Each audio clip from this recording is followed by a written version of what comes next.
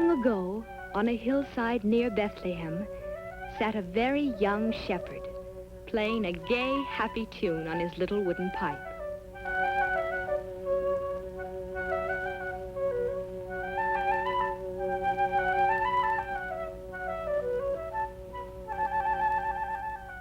In that year, the Emperor of Rome had ordered all the people to be counted and taxed, each man in his own city. And so the highways were soon filled with travelers, returning to the towns where they had been born. On the road were a carpenter called Joseph and his wife, Mary.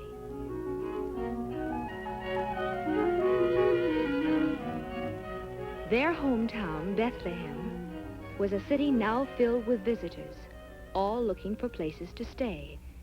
And by twilight, Joseph and Mary were weary of searching.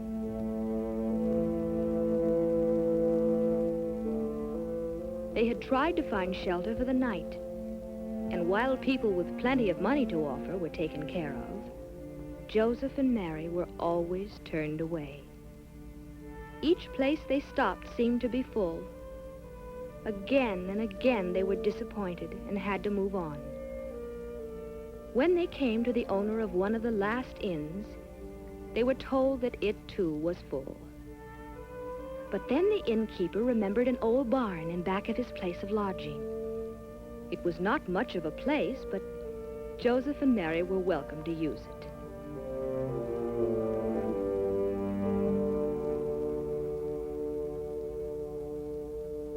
This was where they would stay for the night. And in this old, dingy stable, the animals made room for the unexpected guests. As Joseph made Mary comfortable and the weary tourists took their rest, night settled over Bethlehem.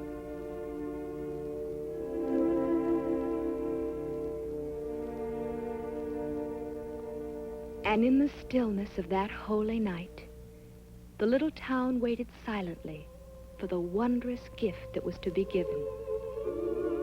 In the sky that night, in the sky above the sleeping city, a strange new star appeared, the Star of Bethlehem, telling of the birth of a great new king to be cradled in a manger.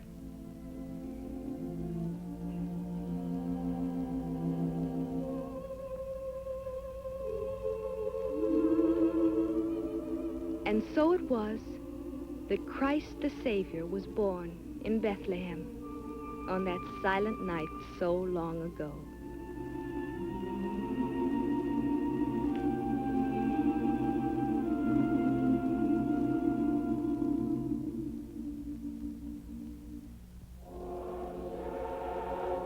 Nearby in the countryside, the shepherds were watching by their fires. Then, with the star, appeared a light, bright with the glory of angels, angels who sang to them of the birth of a king in a manger in Bethlehem.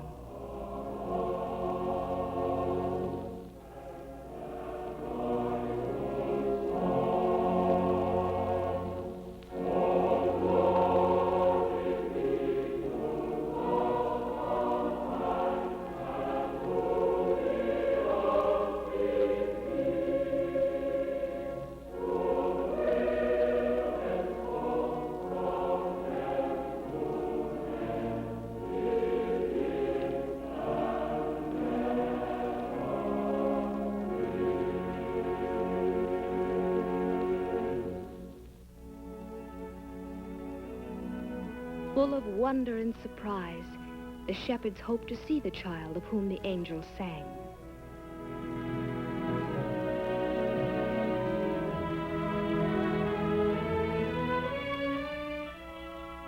They gathered their sheep together and started toward the town. From the hilltop they could see the star, and beneath it they knew they would find the stable whose manger held the heavenly king. On they came, and the first to arrive was the very young shepherd playing his pipe. As he saw the baby with Mary and Joseph, he came close to the manger.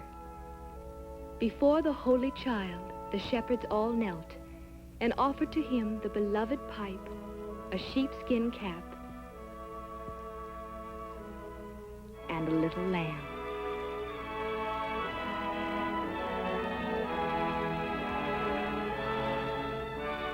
And when they had worshipped him, they would go to tell others of this wonderful thing that had happened.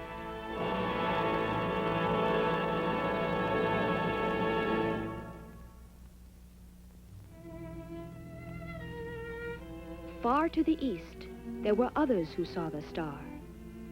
In Turkestan, a princely astronomer sat studying his instruments, and suddenly in the sky above, the new star shone.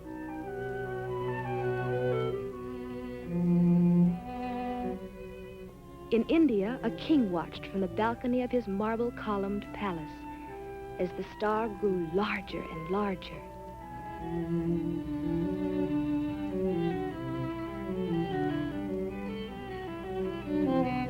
And on the desert sands of Arabia, a ruler was gazing toward the heavens, seeing that same star as it told of the new king's birth. To them all, it meant that a king had been sent from God, a king they would worship. Each one set out to follow the star and to bring to the child a gift of love. The astronomer boarded his ship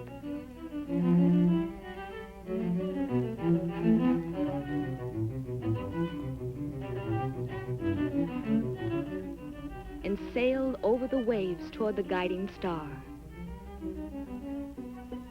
The Indian ruler, on an elephant, moved toward the mountains as the star went before him.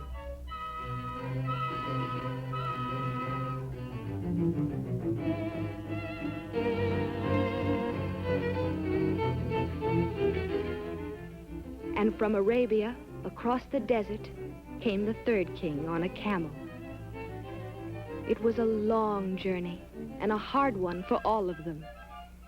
But as they followed the star, each came nearer to the land of Israel, where Herod ruled.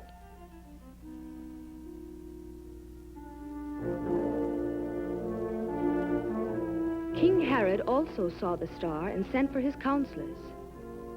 To Herod's advisors, the star fulfilled a prophecy that a king should be born in Bethlehem, in the land of Judah. And while the eastern kings continued their journey toward Jerusalem, Herod was disturbed by this unwelcome news.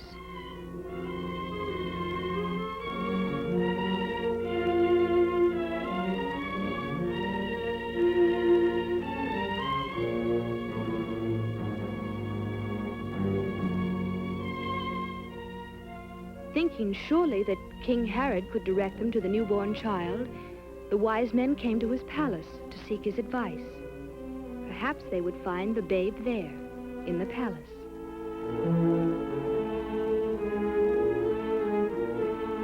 Herod sent them to Bethlehem, saying, "When you have found the child, tell me that I may worship him also." Of course, the wicked Herod had other plans, for he was jealous of the child king. But the wise men, who would be warned by God, were to return home another way.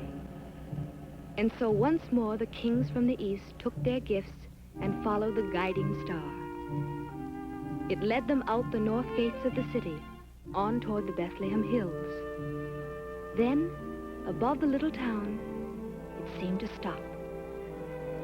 At last they knew that here, in Bethlehem, they should find the newborn king. They did find him, and with him the young shepherd who had brought the first gift to the manger. They knew that the star had led them to this child who was the king they were seeking. The wise men went into the Holy Family and offered their gifts to the infant Jesus. Filled with awe and wonder, they knelt before him and put at his feet a crown of gold,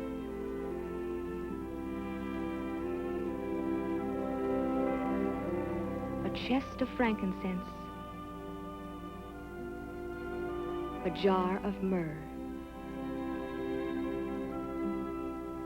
And they worshipped him, the child of the line of David, the Son of God, the King to be called Emmanuel.